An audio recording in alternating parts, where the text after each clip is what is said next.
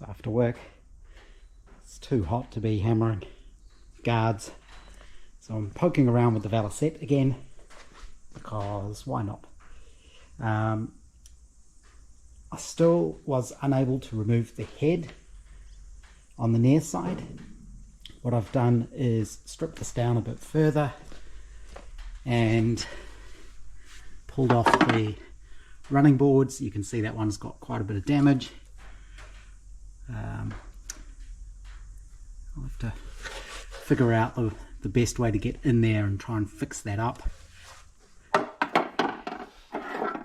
This front bar itself wasn't bent, but this mounting lug was bent back. That's what had hit it. So I just straightened that out a little bit with a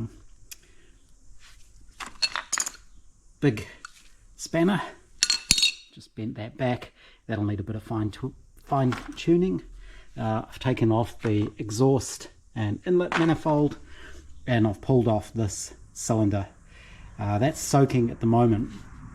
Apparently the way to remove that, as recommended on the forum, is you get a piece of square timber that'll fit down in there, and you turn it upside down and sort of bang this up and down on that piece of timber on the ground, and that'll pop the head off. Hopefully. I've got it soaking as well in the penetrating fluid, and these things are a real pain to get off. I figured since I'm taking that one off, I might as well do this one as well. You can see the clearance here. These are only little nuts. I mean, they're like 1/4 inch, so they're small, but this one on the top is a bit of a pain because you can't back the nut all the way off. There's not enough room between the top of the stud and the barrel, so you have to sort of pull the barrel off and progressively remove that nut. And then these ones here, the clearance is so tight. The only way I could do it is with a little tube spanner, and even then it's not really fitting very well. But it was good enough that you can get these undone. Luckily they're not torqued up very hard, so I can get that in there and loosen that off. And that should. There's 5. There's one on the bottom as well. But now you can see it gets held up on this nut, so you have to loosen that, and eventually you sort of wiggle it off. That's where I'm at. The pistons look okay, and I'll pull the other one off and then we'll have another look at it. After about an hour of hammering this with bits of wood, it didn't survive. I switched over to a piece of ash, which is much harder. I finally managed to get the head off. It was getting hung up on a couple of studs, which I'm wondering if these are homemade, because the ends have been hacksawed off on a couple of them and they don't seem so great. There's a pile of mud and stuff in here. I mean, you can sort of see it there, so hopefully all of that will clean up. There's the gasket. Just muck everywhere. Some of that could be because I was using heat as well, so I was sort of cycling it, a bit of heat, lots of penetrating fluid, and then letting it cool down. Is that completely blocked up? This head, it's pretty clogged up at the bottom there. This is the one that's been drilled and tapped for a bigger spark plug, which isn't great, but I think I'll end up using one of the heads off the other bike, one of the 200cc ones. So if I can skim the other one, clean it up.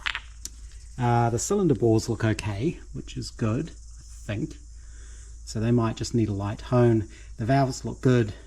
I'd probably take those out and just clean up the valve seats, the water pipes. These ones aren't too bad, but I think I'll just replace all of those.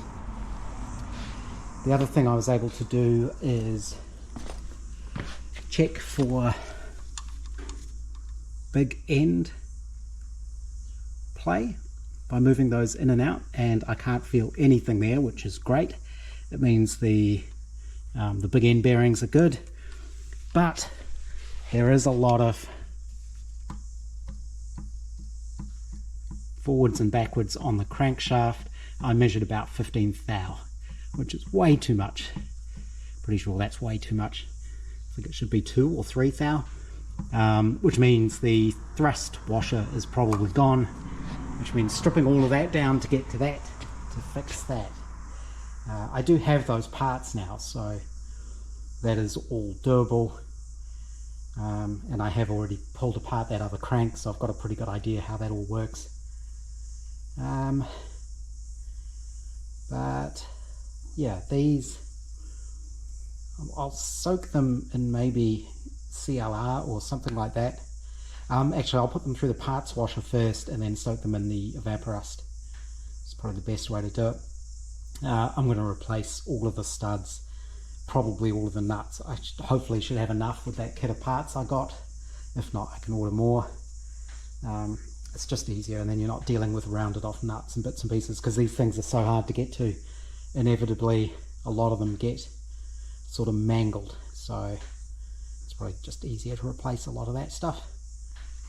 The clearance is so tight, to get this off I had to loosen this nut so it could turn, so that it was at the right orientation that this would clear it. That's sort of how tight everything is. Yeah, these probably need a good soaking and something. Yeah, something like CLR or something just to start cleaning them up. I don't think there's like an engine repair place around here that would have like a hot caustic type tank. Otherwise I could take it there.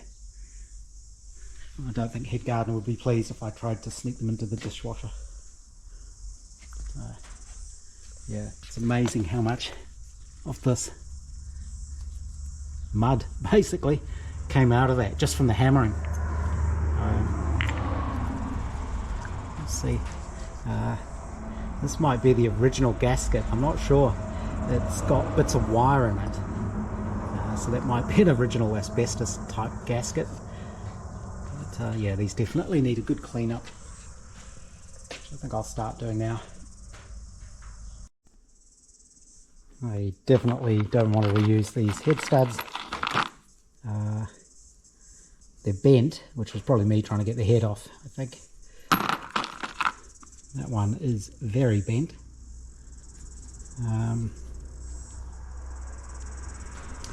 And the easiest way I find to get these out is to use my vise, because these are so small you can just hold the stud in the vise, and these are smooth jaws, so they don't mark the studs up, even though I'm not going to reuse these ones. And you can grip it very tightly and then sort of wiggle the head back and forth just to try and loosen the thread. Lots of penetrating oil, heat if you need it, but doing it this way you can gently break it loose, because of course you want to avoid shearing the thing off. So this is the first one. I think probably get those out as well. That's a bit tricky as well. You need to sort of cut these from the inside. I think I used a tungsten burr the last time, and basically cut a slot out of them, or a groove out of them, and then you can collapse them and pull them out. New ones of these are available, or it would be easy enough to machine these up. Got the heads apart. I haven't taken the water jacket things out yet. I've taken the valves out using my little Terry's spring compressor, which works really well. I didn't know they made more than chocolate oranges.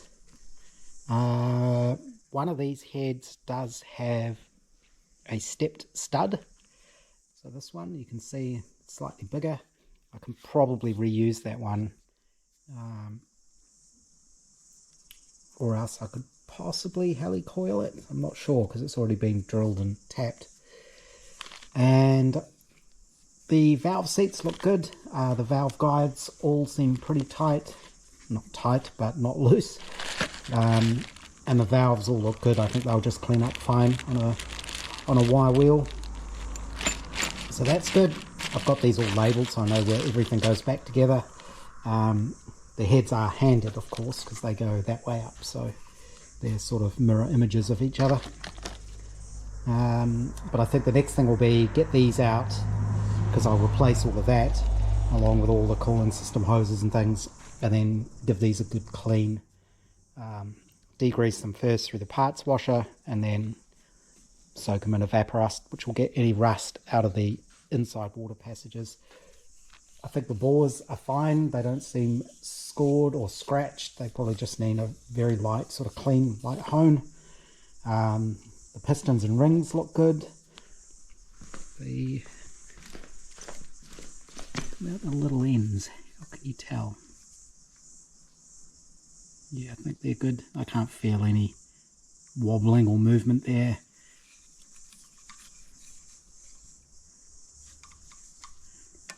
I'll be able to clean all of those up.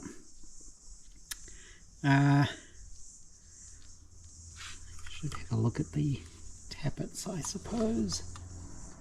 Have to remember they're just in there. I've got new gaskets for everything as well, of course. I think that's almost enough for tonight. I just need to clean up the mess. I might unbolt the pannier boxes, and you can see the mess I've made on this rug where I was hitting the head. I had the head down on there and hitting it with the wood, and you can see what a mess it's made. That's okay. So, more progress. Taking the pannier holders off. There's a crack here, which looks similar to the other side where it's been welded, so I'll have to think of the best way to deal with that.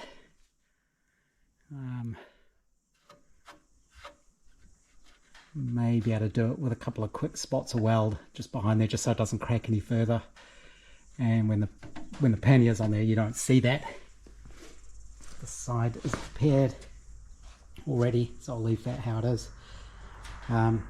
It didn't have the right screws at the front holding it on. There were 3 different sorts of screws, 2 different sorts on this side, which I ended up having to cut off with the angle grinder, and 1 on this side. There should be a special place in hell for people who use screws where the threads are way too long.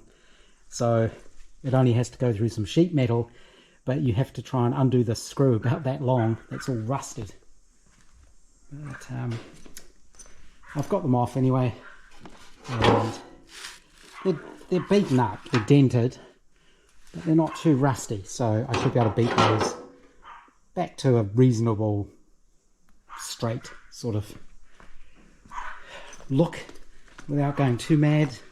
And then I've given this bag another coat of the leather conditioner. The blocks in there are working really well to help hold its shape, and it's much easier to rub the conditioner on everything if the bag's not all floppy. So you can sort of see the difference in the two. Let's just kind of brought it back around a bit. There's bound to be someone who says, oh, they like that sort of faded white look, but I don't think it's very good for the leather.